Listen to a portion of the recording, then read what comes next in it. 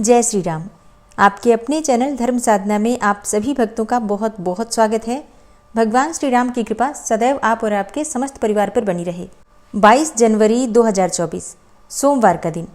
ये दिन एक ऐतिहासिक दिन बनने वाला है क्योंकि ये दिन सदियों तक याद रखा जाएगा। आने वाली तमाम पीढ़ियां इस दिन को याद रखेंगी क्योंकि इस दिन हम सबके प्यारे श्री राम लला की प्राण प्रतिष्ठा होने वाली है। भगवान श्री राम जो कि 500 सालों से शिविर में रह रहे थे, 22 जनवरी को अपने मंदिर में विराजित होंगे। अब ये दिन साधारण तो बिल्कुल नहीं है, बहुत खास है, बहुत विशेष है। तो इस दिन हमें क्या करना चाहिए, क्या नहीं करना चाहिए, किस प्रकार से राम ज्योति जलानी चाहिए, जो कि प्रधानमंत्री कह रहे हैं कि हर घर में एक राम ज्योति जरूर जलनी चाहिए। तो किस प्रकार और कब, किस समय में हमें राम ज्योति प्रज्वलित करनी चाहिए, और इसके अलावा जो अक्षताएं हैं निमंत्रण में, उन अक्षतों का, उन चावलों का क्या करना चाहिए। 22 जनवरी को अपने दिन की शुरुआत किस प्रकार से करें, दिन का समापन किस प्रकार से करें, और पूरे दिन क्या हमें करना चाहिए, क्या नहीं करना चाहिए, किस प्रकार से आज की एनर्जी को, आज की ऊर्जा को हम अपने लिए सकारात्मक कर सकते हैं। तो ये सारी जानकारी आपको आज की वीडियो में मिलने वाली है। वीडियो बहुत महत्वपूर्ण है, पूरा ज़रूर देख लीजिए। और अच्छी लगे वीडियो तो लाइक भी ज़रूर कीजिएगा क्योंकि आपके लाइक्स, आपके कमेंट्स मेरे लिए बहुत महत्वपूर्ण होते हैं। यही एकमात्र जरिया है जिनसे मुझे पता चलता है कि आपको ये वीडियो अच्छी लगती हैं और आपके लिए ये वीडियो उपयोगी है। तो अगर वीडियो अच्छी लगे तो लाइक तो ज़रूर ही किया कीजिए। तो सबसे पहले बात करते हैं कि राम लला की जो ज्योति है, मतलब जो राम ज्योति प्रज्वलित करना है, वो किस समय हमें प्रज्वलित करना है अपने घर में। देखिए, हमारे शास्त्रों में और पुराणों में शुभ मुहूर्त को बहुत ध्यान रखा जाता था। शुभ मुहूर्त का बहुत ही महत्व होता था। जैसा कि अगर आपने आज की पौष मास की कथा सुनी हो तो उसमें भगवान श्री रामचंद्र जी जब रामेश्वरम लिंग की स्थापना करते हैं तो एक शुभ समय निर्धारित होता है। उसी शुभ समय में रामेश्वरम लिंग की स्थापना की जाती है। और हनुमान जी को शिवलिंग लाने में जब देर होती है तो सीता माता जो बालू का शिवलिंग बनाती हैं उसी को रामेश्वरम लिंग के रूप में स्थापित कर दिया जाता है। मतलब शुभ मुहूर्त बीत ना जाए, इसलिए इस समय का विशेष रूप से ध्यान रखा गया क्योंकि समय का बहुत अधिक महत्व माना गया है। समय अगर शुभ होता है तो उस समय में किया गया कोई भी कार्य शुभता को प्राप्त होता है, सफलता को प्राप्त होता है। और अगर समय ठीक ना हो तो उस समय में आप अच्छा काम भी करते हैं तो भी बिगड़ जाता है। इसलिए शुभ मुहूर्त का ध्यान रखा जाता है। तो प्राण प्रतिष्ठा का एक बहुत ही शुभ मुहूर्त है। उस समय में अगर आप प्रज्वलित करते हैं दीप ज्योति, राम ज्योति, तो उसका फल बहुत अधिक आपको प्राप्त होगा। रामलला की मूर्ति की प्राण प्रतिष्ठा का समय क्या होगा, तो देखिए, पौष मास की द्वादशी तिथि है 22 जनवरी 2024 को। अभिजीत मुहूर्त में, इंद्र योग में, मृगशिरा नक्षत्र में, इस समय में लग्न होगा मेष का और नवांश होगा वृश्चिक लग्न का। तो इस प्रकार से ये शुभ मुहूर्त होगा जिस समय में श्री रामलला की प्राण प्रतिष्ठा की जाएगी। अब वो शुभ समय क्या होगा, तो देखिए, 12:29 से लेकर 12:30 तक प्राण प्रतिष्ठा का शुभ मुहूर्त रहेगा, जो कि कुल समय 84 सेकंड का होगा। अब अगर आप ध्यान से सुनेंगे तो आपको समझ में आएगा कि एक एक सेकंड का ध्यान रखा गया है शुभ मुहूर्त का, क्योंकि प्राण प्रतिष्ठा का जो समय होगा बिल्कुल सटीक समय होना चाहिए, बहुत ज़्यादा शुभ समय होना चाहिए। तो इसके लिए बिल्कुल एक एक सेकंड तक का ध्यान रखा गया है। अब इसी समय को आपको नोट करके रखना है। ये जो 84 सेकंड है, ये आप एक जगह नोट करके रखिए। ये समय बहुत महत्वपूर्ण है। इस समय में अगर आप कोई भी विश करते हैं, कोई भी अपने मन की कामना कहते हैं, तो विश्वास कीजिए निश्चित ही पूरी होगी। इस समय में अगर आप कोई भी पाठ करते हैं, थोड़ी सी संख्या में भी अगर आप राम नाम का जप कर लेते हैं, तो इसका फल आपको अनंत गुना होकर प्राप्त होगा। ये 84 सेकंड बहुत महत्वपूर्ण है। अब अगर इस समय में आप राम ज्योति प्रज्वलित करते हैं अपने घर में, तो सोचिए इसका फल कितना अधिक होगा। मतलब कई जन्मों तक, या यूँ कहें कि जन्मों जन्मों तक इसका पुण्य फल आपको प्राप्त होगा। तो ये 84 सेकंड बहुत महत्वपूर्ण है। एक बार फिर से सुन लीजिए, 12:29 से लेकर 12:30 तक नोट कर लीजिए और इसे एक जगह रख लीजिए। अब आपको किस प्रकार से इस समय का प्रयोग करना है वो आप अच्छे से सुन लीजिए। देखिए, पहले तो कल का दिन बहुत श्रेष्ठ है, तो आज अपने घर की साफ सफाई कर लीजिए। घर के मुख्य द्वार की अच्छी तरह से साफ सफाई आज ही कर लीजिए। आपके घर में जो मंदिर है उसकी सफाई भी आज ही कर लीजिए। जो भी विग्रह आपके घर में स्थापित हैं, विराजित हैं, जो भी विग्रह, उनकी सफाई कर लीजिए। मतलब उनका अभिषेक कर लीजिए, उनके वस्त्र बदल दीजिए, श्रृंगार कर लीजिए। आपके घर का मंदिर पूरी तरह से प्रिपेयर होना चाहिए, तैयार होना चाहिए, सजा हुआ होना चाहिए। वो आप आज ही कर लें तो अत्यंत श्रेष्ठ होगा। और अगर आप आज नहीं कर पाते हैं तो कल सुबह भी कर सकते हैं। तो सुबह की पूजा जिस प्रकार से आप करते हैं उसी प्रकार से आप कर सकते हैं। नियमित पूजा जो आपकी होती है बिल्कुल उसी प्रकार से की जाएगी। अगर आपका पौष पुत्रदा एकादशी का व्रत है तो आप कल सुबह पूजा करने के बाद व्रत का पारण कर लीजिए। और इसके बाद जो भी आपके घर में काम होते हैं, जो भी रूटीन वर्क है आपके घर का, वो आप पूरा कर लीजिए। 22 जनवरी को अभिजीत मुहूर्त का जो समय है, ये आपके लिए सर्वश्रेष्ठ समय है, सबसे ज़रूरी समय है। तो दोपहर में लगभग 12 बजे के आसपास आप अपने घर के मंदिर में आ जाइए। और हाँ, शुद्धता का ध्यान रखिए, हो सके तो स्नान कर लीजिए। और अगर आपने सुबह का स्नान कर ही रखा होगा तो आप हाथ पांव मुंह धो सकते हैं। जरूरी नहीं है आप वस्त्र बदलें, लेकिन हाथ पांव जरूर धो लीजिए, कुल्ला कर लीजिए। इसके बाद से आसन डालकर बैठ जाइए। एक कर्म साक्षी दीपक प्रज्वलित कर लीजिए। अपने सामने सबसे पहले एक कर्म साक्षी दीपक प्रज्वलित कर लीजिए। इसके बाद आपको एक अखंड दीपक प्रज्वलित करना है, तो उसकी तैयारी कर लीजिए। जैसे कि आप एक दीपक ले सकते हैं, मिट्टी का दीपक भी ले सकते हैं, चाहे तो आप धातु का दीपक भी ले सकते हैं। जो अखंड दीपक हम प्रज्वलित करते हैं नवरात्रि में, उसका भी आप प्रयोग कर सकते हैं। तो कोई भी एक दीपक ले लीजिए, बाती डाल दीजिए। कलावे की बाती आप डाल सकते हैं, या फिर चाहे तो रुई की बाती का भी प्रयोग कर सकते हैं। तेल या फिर घी, ये पूरी तरह से आपकी अपनी इच्छा पर निर्भर करता है। आप चाहे तो शुद्ध घी का दीपक प्रज्वलित कर सकते हैं, या फिर तिल तेल का भी प्रज्वलित कर सकते हैं। अब आपको एक पात्र लेना है, उसी पात्र में मतलब एक प्लेट ले लीजिए और उसी पात्र में थोड़े से फूल डालकर, फूलों का आसन डालकर वो दीपक आप रख दीजिए। अब आपने ये दीपक तैयार कर दिया। आप चाहें तो आपके घर में अगर रामलला की मूर्ति है, विग्रह है अगर उनका, या फिर अगर आपके पास फोटो है रामलला का या राम दरबार है, तो आप उनकी तस्वीर के सामने भी रख सकते हैं। नहीं तो आप वैसे भी घर के मंदिर में भगवान श्री राम का ध्यान करके ये ज्योति प्रज्वलित कर सकते हैं। अब आप सही समय पर, जो समय मैंने आपको बताया 12:29 पर, आप चाहें तो एक अलार्म लगा सकते हैं अपने फ़ोन में। और जैसे ही अलार्म बजेगा, मतलब सही समय का अलार्म लगा दीजिए 12:29 8 सेकंड का। और फिर ठीक इसी समय में आपको दीप प्रज्वलित करना है। भगवान से दोनों हाथ जोड़कर प्रार्थना कीजिए कि उनकी कृपा सदैव आप और आपके पूरे परिवार पर बनी रहे। आपकी रक्षा हमेशा भगवान श्री राम करें, इस प्रकार से प्रार्थना कीजिए। आपको सद्बुद्धि की प्राप्ति हो, भक्ति की प्राप्ति हो। और अगर इसके साथ ही आपकी कोई विशेष मनोकामना भी हो, तो देखिए ये जो समय है 84 सेकंड का, ये इस ब्रह्मांड में सबसे ज़्यादा ऊर्जा का समय है। सबसे ज़्यादा एनर्जी इसी समय में है, क्योंकि इस समय भगवान श्री रामलला अपने मंदिर में प्रतिष्ठित हो रहे हैं, प्राण प्रतिष्ठा हो रही है उनकी। और ये समय सभी देवी देवता समझ लीजिए कि इस धरती पर विराजमान है। तो ये वो समय होगा जिस समय में आप भगवान से सीधे कनेक्शन कर सकते हैं। मतलब जैसे ही आप दीप प्रज्वलित करेंगे, तुरंत अपने हाथ जोड़ना है, आंखें बंद करनी है और ध्यान करना है। भगवान श्री राम के चरणों का ध्यान कीजिए और उनसे प्रार्थना कीजिए कि आपकी जो भी परेशानी हो वो दूर करें, आप पर कृपा करें, आपको स्वीकार करें। क्योंकि देखिए, हम भगवान श्री राम के हैं और श्री राम हमारे हैं। भगवान श्री राम हमें स्वीकार करें, इसके लिए हमें प्रार्थना करनी चाहिए।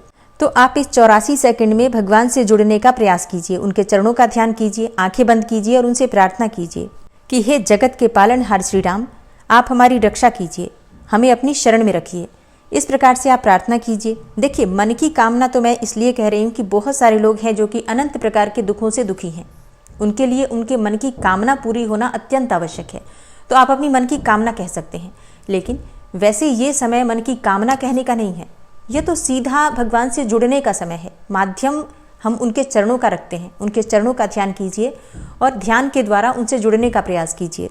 क्योंकि जैसा मैं आपसे बार बार कह रही हूँ कि ये 84 सेकंड यूँ समझ लीजिए कि धरती पर सभी देवी देवता विराजमान हैं, ऊपर से फूलों की वर्षा हो रही है। इस प्रकार से आपको अपने मन में भाव करना है कि भगवान श्री राम जब मंदिर में प्रतिष्ठित हो रहे हैं, उस समय ऊपर से सभी देवी देवता उनके ऊपर फूलों की वर्षा कर रहे हैं। और हाँ, आपको भी मन में यही भाव करना है कि आप भगवान श्री रामलला को फूल अर्पित कर रहे हैं, पुष्प अर्पित कर रहे हैं, पुष्पांजलि अर्पित कर रहे हैं। इस प्रकार से मन में भाव कीजिए। तो दीप प्रज्वलित करना है आपको अभिजीत मुहूर्त में, जो समय मैंने आपको बताया। वैसे आप चाहें तो सुबह भी प्रज्वलित कर सकते हैं। सुबह जब पूजा करेंगे तो उस समय भी प्रज्वलित कर सकते हैं। पर यह विशेष समय मैं आपको क्यों बता रही हूँ, क्योंकि ये समय अत्यंत श्रेष्ठ है। इस समय में जो आप दीप प्रज्वलित करेंगे और अपने मन की कामना कहेंगे, चाहे कोई भी कामना हो, धर्म, अर्थ, काम और मोक्ष, चारों पदार्थों की कामना इस समय में पूरी हो सकती है। तो आपके मन में जितनी भी इच्छा हो इस समय में आप बोल सकते हैं। और इस समय का दीप प्रज्वलित करना अत्यंत श्रेष्ठ होगा। इसके अलावा आप चाहें तो सुबह भी दीप प्रज्वलित कर सकते हैं। अब इसके अलावा आप क्या क्या कर सकते हैं, तो देखिए, इसके अलावा आप चाहें तो राम रक्षा स्तोत्र का पाठ कर सकते हैं सुबह से। मतलब सुबह भी आप राम रक्षा स्तोत्र का पाठ कर सकते हैं, शाम को भी कर सकते हैं। पूरा दिन बहुत अच्छा है, किसी भी समय कर सकते हैं।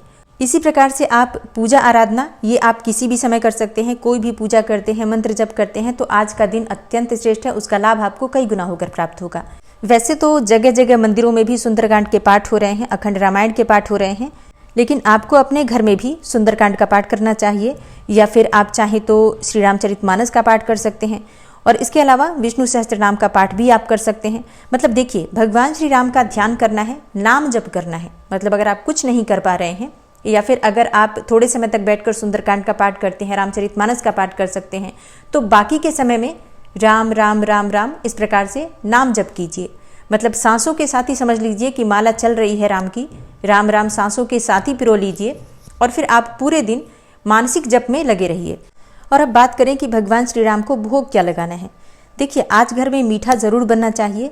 आप हलवा बना सकते हैं या खीर बना सकते हैं, जो भी आपसे बन सकता है। आप सुबह भी बना सकते हैं, चाहे तो शाम को भी बना सकते हैं। और भगवान को भोग ज़रूर लगाइए मीठे का, जो घर में बनी हुई सामग्री है उसी का भोग लगाइए। देखिए, आप बाज़ार से कुछ भी मंगा सकते हैं, जैसे कि मिठाइयाँ मंगवा सकते हैं, फल मंगवा सकते हैं। ये तो पूरी तरह से आपकी अपनी इच्छा पर निर्भर करता है। लेकिन घर की रसोई में भगवान श्री राम के लिए अगर आप कुछ बनाते हैं, भोजन बनाते हैं, भोग बनाते हैं, तो उसका आनंद बिल्कुल अलग होता है, क्योंकि इसमें आपके भाव भी जुड़े होते हैं, आपकी भक्ति भी जुड़ी होती है, श्रद्धा भी जुड़ी होती है। तो अपने घर की रसोई में भगवान श्री राम के लिए कुछ मीठा बनाकर और घर के मंदिर में भोग लगाइए। अब जैसे कि कई लोगों के प्रश्न आएंगे कि हमारे घर के मंदिर में भगवान श्री राम की मूर्ति या फिर फोटो नहीं है, तो हम भोग किसको लगाएं। देखिए, भगवान का ध्यान कीजिए, भगवान श्री राम का ध्यान कीजिए और अपने घर के मंदिर में जो भी देवी देवता विराजित हैं उनके निमित्त आपको भोग लगा देना है। ठीक है, घर के मंदिर में मीठे का भोग लगना चाहिए। घर की रसोई से बना हुआ कुछ मीठा भोग लगे, इस बात का आपको ध्यान रखना है। तो सिर्फ भगवान श्री राम का ध्यान कर लीजिए और भोग लगा दीजिए। भगवान श्री राम और जो भी देवी देवता हैं सब एक ही हैं, हमें बस भोग लगाकर भगवान का ध्यान करना है। एक और चीज़, घर के वातावरण का भी आपको ध्यान रखना है। घर का वातावरण सुगंधित बना रहे, दिव्य बना रहे, इस बात का ध्यान रखिए। तो अगरबत्ती धूप बत्ती सुबह से जलाकर रखिए घर में, जिससे कि पूरे घर में एक सुगंधित वातावरण बना रहे। घर के आसपास कोई मंदिर हो जहाँ पर पूजा हो रही हो, तो वहाँ जाकर आप पूजा में शामिल हो सकते हैं। वहाँ कुछ आप भी सहयोग कर सकते हैं, दक्षिणा के स्वरूप में ब्राह्मण को दे सकते हैं, या फिर जो भी वहाँ पर भंडारे हो रहे हैं कई स्थानों पर, तो आप भंडारे में शामिल हो सकते हैं, वहाँ पर कुछ दान कर सकते हैं। इस प्रकार से आप सहयोग कीजिए। मतलब भगवान श्री राम के आने में जो खुशी है, उस खुशी को आप भी जाहिर कीजिए, क्योंकि हमारा भाव ही प्रधान होता है। जिस भाव से हम उनके आने की तैयारियां कर रहे हैं, जिस भाव से हम खुशी अपनी जाहिर करते हैं, दान देकर या फिर दान लेकर, उसका भी बड़ा फर्क पड़ता है। तो आप लोगों को प्रयास करना चाहिए कि इस समय अगर कहीं भी आपके आसपास मंदिरों में भंडारे चल रहे हैं या फिर पूजा हो रही है, तो उस स्थान पर आप भी या तो श्रम दान कीजिए, कुछ परिश्रम कीजिए, सेवा कीजिए। इसके साथ ही कुछ धन इत्यादि भी दान कीजिए। आपके आसपास जो भी जीव जंतु हैं उनके निमित्त आप भोजन की सामग्री का प्रबंध कर सकते हैं। पक्षियों के निमित्त आप अपने घर पर भी, घर की छत पर भी डाल सकते हैं, कुछ जल या फिर अन्न की व्यवस्था कर सकते हैं। गाय को गुड़ और रोटी दे सकते हैं। बंदरों के निमित्त भी आप चाहें तो केले दे सकते हैं, फल इत्यादि दे सकते हैं। मतलब यूँ समझ लीजिए कि आज का दिन पुण्य संग्रह करने का दिन है। जितना हो सके पुण्य संग्रह कीजिए, दूसरों की सेवा कीजिए, मंत्रों का जप कीजिए, दीपदान कीजिए। घर के मुख्य द्वार पर आपको दीपदान शाम के समय जरूर करना है। घर के आसपास कोई मंदिर है तो वहाँ जाकर आप दीपदान कर सकते हैं। अब जैसे दीपदान कितनी संख्या में करना है, तो दीपदान आपकी अपनी इच्छा पर निर्भर करता है। जैसे कि प्रधानमंत्री जी कह रहे हैं कि दिवाली मनाइए, तो बिल्कुल दिवाली मनाई जाएगी। आप अपनी इच्छा के अनुसार कितनी भी संख्या में अपने घर के आसपास, अपने घर की छत पर, बालकनी में, मुख्य द्वार पर दीपक प्रज्वलित कर सकते हैं, जिस प्रकार से हम दीपावली में प्रज्वलित करते हैं। घर के आसपास कोई मंदिर है तो वहाँ पर भी जाकर आप दीप माला प्रज्वलित कर सकते हैं। बहुत सारे दीप अपनी इच्छा के अनुसार 11 भी प्रज्वलित कर सकते हैं, 5 भी प्रज्वलित कर सकते हैं, जैसी भी आपकी इच्छा हो। ठीक है, तो दीपक कितना प्रज्वलित करना है ये पूरी तरह से आपकी अपनी इच्छा पर निर्भर करता है। लेकिन एक अखंड दीपक आपके घर में राम ज्योति का जलना ही चाहिए, इस बात का ध्यान रखिए।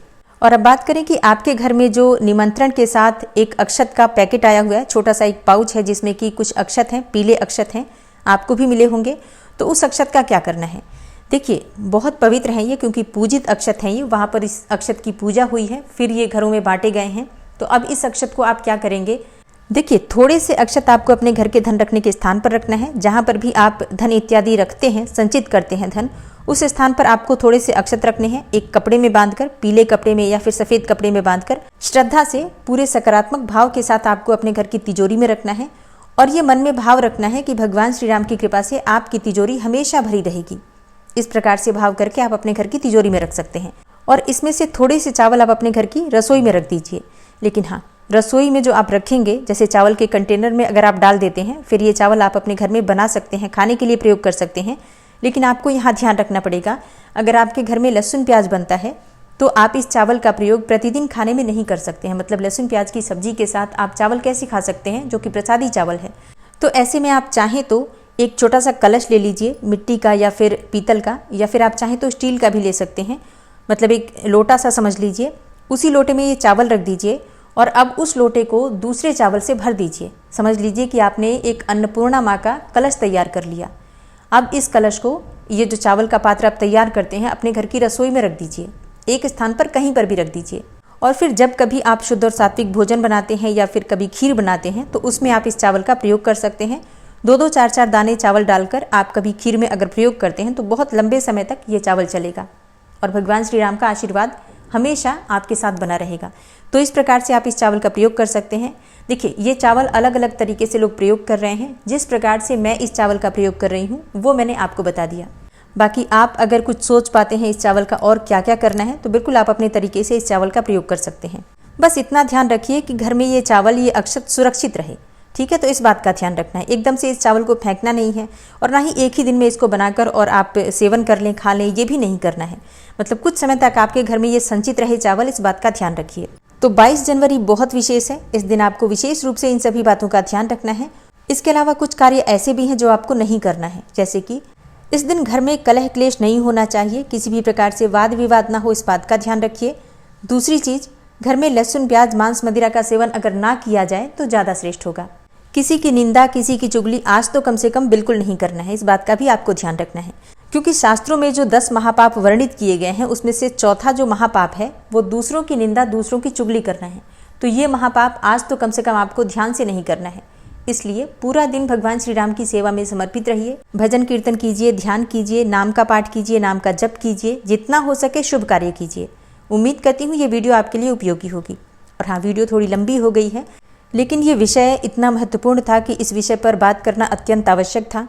और कुछ इस प्रकार की बातें थी जो मुझे लगा कि आप लोगों से अगर ठीक से बात कर ली जाए, समझा दिया जाए, तो आप लोग आज के दिन को सही तरीके से प्रयोग कर सकेंगे। और हाँ, आज की ऊर्जा का सही तरीके से प्रयोग करना अत्यंत आवश्यक है। ये दिन बहुत श्रेष्ठ है। इस दिन का लाभ उठाइए और भगवान श्री राम से जोड़ने का प्रयास कीजिए। मिलती हूँ मैं आपसे अगली वीडियो में। तब तक के लिए जय श्री राम।